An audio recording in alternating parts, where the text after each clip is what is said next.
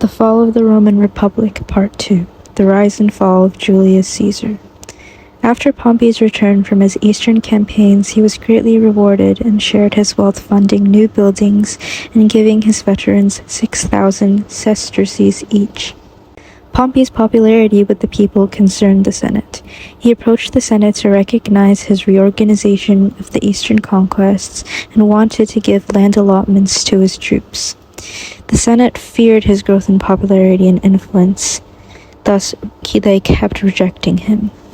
Frustrated, Pompey looked for a new political ally to help him achieve his aims: Julius Caesar. Julius Caesar had returned from his campaign in Spain and was seeking consulship in 59. Caesar needed Pompey's popularity in intimidating veteran soldiers, and in turn, Caesar promised to drive Pompey's bills through the Senate. Lastly, there was Crassus, and although he had resentment towards Pompey for stealing his victory in the Third Servile War, he decided to focus on becoming the richest man in Rome instead. He loaned money to young nobles and politicians, one being Julius Caesar, who once again needed him and his wealth to bribe citizens to becoming consul. In return, Caesar would use his consulship to give tax breaks for Crassus's tax collector friends. Thus, in 60 BCE, the first triumvirate was instigated. In summary, Caesar had consulship, Pompey had popularity and soldiers, and Crassus had wealth. During his consulship, Caesar married off his daughter Julia to Pompey to strengthen their bond. He did this as Pompey began to distance himself as the Romans had a negative reaction to the alliance. After his year as consul, Caesar pursued military command in Gaul in 58 to 49. He chose Gaul as it was a wealthy region, and the Romans feared that the Gallic tribes would work together. He also used the war with the Gauls to elevate his reputation with the Romans, so he appeared capable of defeating the feared enemies.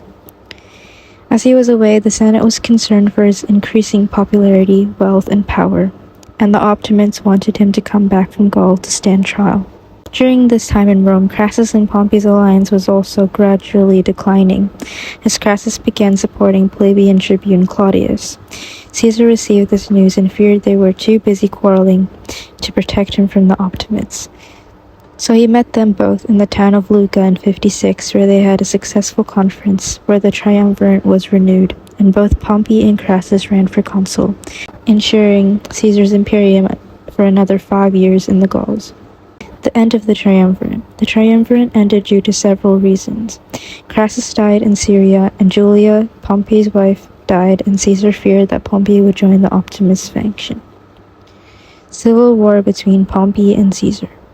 Pompey and his allies induced the Senate to demand Caesar give up his provinces and armies in the opening days of 49. Caesar refused and instead marched on Rome. The war was fought in Italy, Illyria, Greece, Egypt, Africa, and Hispania. The decisive events occurred in Greece in 48 BC.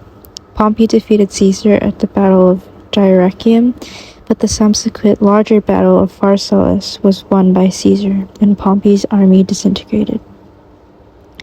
Many prominent supporters of Pompey, called the Pompeians, surrendered after this battle, such as Marcus Junius Brutus and Cicero. Others kept fighting on, including Cato the Younger and Metellus Scipio. Pompey fled to Egypt, where he was assassinated upon arrival. Even after Pompey's death, the Pompeians were still present. Caesar led an expedition to the Asia Minor before attacking North Africa, where he defeated Metellus Scipio in 46 at the Battle of Thespis. Cato and Metellus Scipio killed themselves shortly thereafter.